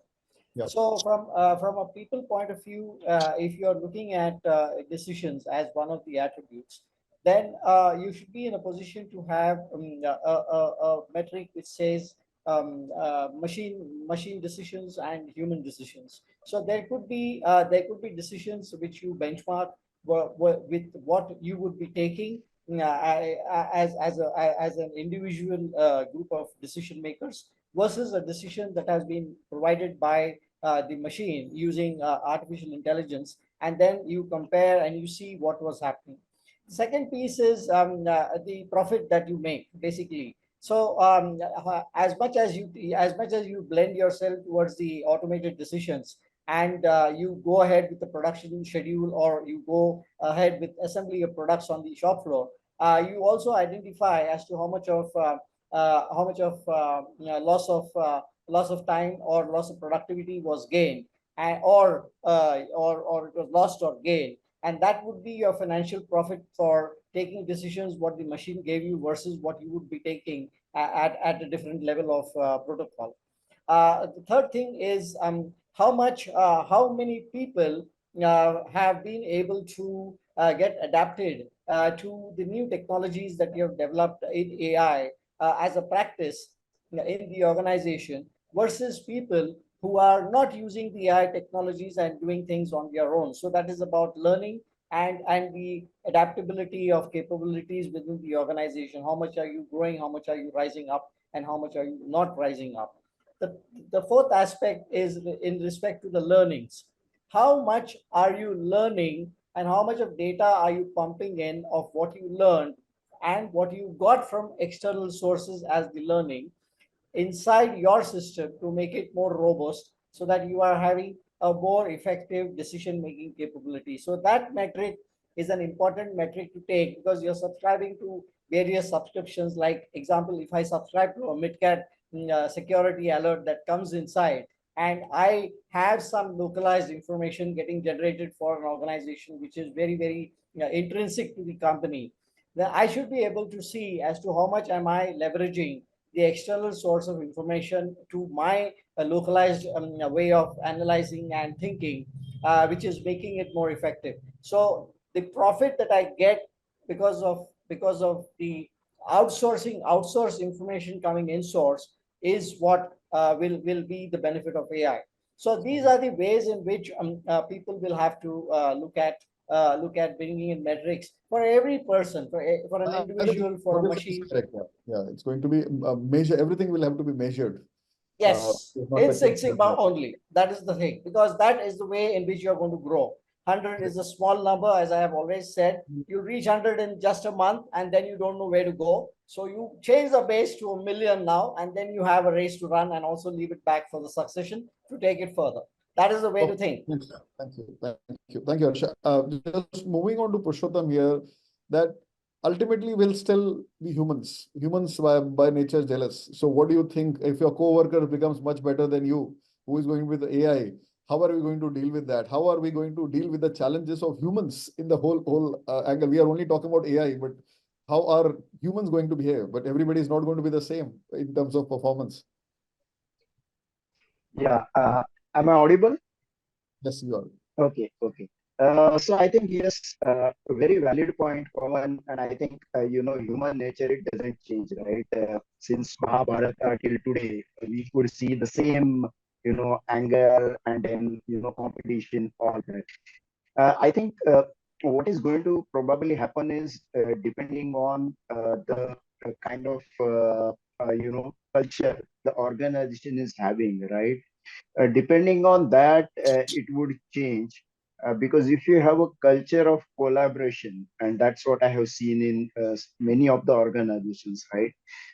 You probably would not be, using the AI to show down your coworker, okay, so to say, but you would probably use it to show yourself up, right? You would show that, okay, I'm able to use AI and I am able to provide the results, right?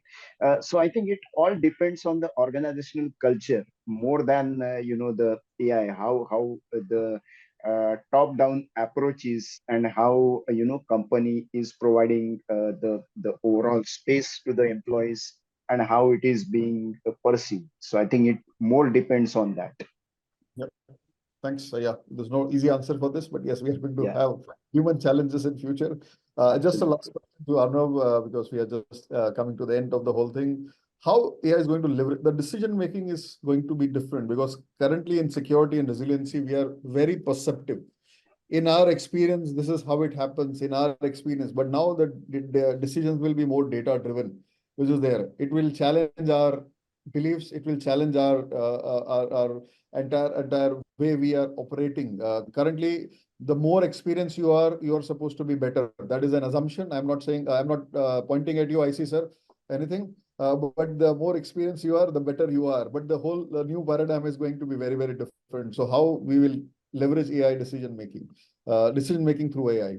Yeah, absolutely. Because I tell you, a very, very interesting incident happened, and about the weather forecast, and the best of the best technologies are there, and they forecast that tomorrow is going to be rainy day, there will be a thunderstorm, and absolutely there will be a waterlogging everywhere. So offices are closed, schools are closed, you have to work from home, all that, and it comes as a news. Believe me, this happened on 16th of April in Qatar. Next day, it was a bright sunny morning, absolutely dry. What happened? So what I'm trying to tell you here is that yes, there are technologies, there are advanced level, but at the end of the day, it is the humans who have to do the pros and cons, check their experience, their knowledge, and that is where the maturity comes in. And believe me, I did the same thing. So there was again another alert yesterday. So I'm not even going very further. And there was a concern that are we triggering our BC plans? Are we sending our alerts? I said, sir, please wait. Now it is that same old story which we have heard in our childhood, that the tiger will be coming, and people started not believing, and actually the tiger came and ate away all the sheeps. So, but then here in the morning the weather forecast changed, and immediately I was able to take a decision, though I had sent out an alert, believe me. So I sent out an alert based on whatever resources I had, whatever information I had, but immediately I was able to respond back to it. So there's nothing wrong. So what I'm trying to give here is that there's a human aspect of it. They take the decisions. You have to be alert. You have to have that, what we call is situational awareness. If you sleep, you missed the bus. So the idea here is that you have different sources of information now. But again, your experience, your maturity levels, your way of discussing things, and you have to have that rollback mechanism. So the moment you roll back, nothing is wrong. So you have taken a strategy, but you can roll back. So with that, I can conclude. Yeah. Thanks, Arbab. And I would like to thank everyone. I think there's been amazing discussion right from the things like TLA, where Ankit started with the Calibrate, the BIAs, the 5-year-old, the AI advocates, the plans in silos, how do we integrate it, codifying the decision making. I think there's been great discussion all around. Yes, we are still nascent in these spaces, and over a period of time, we all will evolve. And the best thing which can happen is to keep this knowledge sharing more active. I think that is how we are all going to leverage. I must thank on behalf of GSES and BCI chapter and MidCat, all the panelists for sharing their views. Harsha, Arvi, Owen, Wasim, IC sir, Arnav, Ankit, and Purushottam. Thanks a lot. And all of you, I think, participants, you can connect with them directly. I think we can provide the details, and any queries you have, you can ask them directly. I'll hand it over to Asa Sahib, Abba Sahib for the closing remarks. Thank you very much. Thank you all. Thank you. Thank you. Wow. What a day. What a Thank you. symposium, and absolutely outstanding. I think a couple of weeks back, myself, Colonel Sam, and Prashantji were sitting in the MidCat office and we're just discussing how we can celebrate this Business Resiliency Week. And I think we did a great job. So thank you, everyone. First of all, attendees. The quality of this program can be understood for this event from the chat box. We have very good remarks. We have very good feedbacks. And most important thing, we got 360-degree view for the entire aspect, which is talk of town AI. I think what we need to do as human is very essential and very important. And I'll summarize in a very simple way. Governance, framework, and policy. Again, humans are in control of doing whatever they are doing. And if we change our beliefs, our prejudiced nature, and if we believe in the practical approach and the stick to basics, like most of the panelists told, I think we can definitely gel with this particular new sort of concept, or what do you say, approach, which we all are already part of, and then we have to really handle it very, very carefully. So on behalf of GSES and BCI, we thank you, MidCat, for creating a great forum here. We have a couple of events coming up. One is going to be there on 26 July, which is going to be a physical event in Mumbai to mark Kargil Vijay Divas, as well as 26 July floods in Mumbai. We'll very soon share that. And then again, we have one session on ESG. We'll keep you posted on all those sessions. This is just start. As Arvi sir said, we need to have very what you can say, detailed discussions on this forum. So we'll try to do justice with this particular demand, and we can keep ourselves updated and learn, unlearn, learn, unlearn. I think that is the process for all of us. Once again, I thank you, Colonel Sam, for guiding all of us. for creating this particular event, and in very short time getting some of the best brains in the field across the globe. Thank you, Kunal. Thank you, Harshini, for your support. Without your support, this thing was absolutely impossible.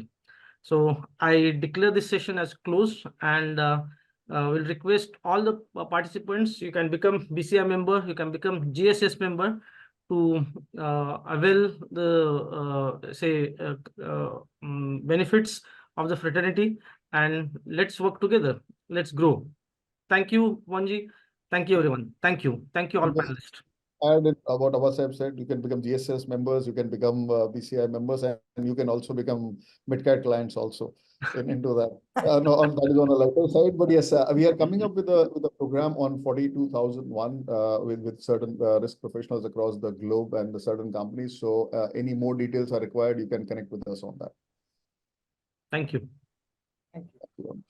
Thank you very much. Thank you. Thank you. Thank you. Thank you. Thank you all. Bye. Thank you very much. To all our engagement, I'm certain our viewers share the same sentiments, deeply appreciating the wealth of knowledge and perspective. Ongoing journey of learning and unlearning is going to be really vital in adapting in the ever-changing landscape of today. Building a resilient framework is undeniably essential for all organizations to not only navigate, but also to thrive amid the dynamic challenges posed by evolving technologies. Thank you everyone for joining us today. The recording for today's session will be available on YouTube shortly. The details for the same will be provided in our chat box.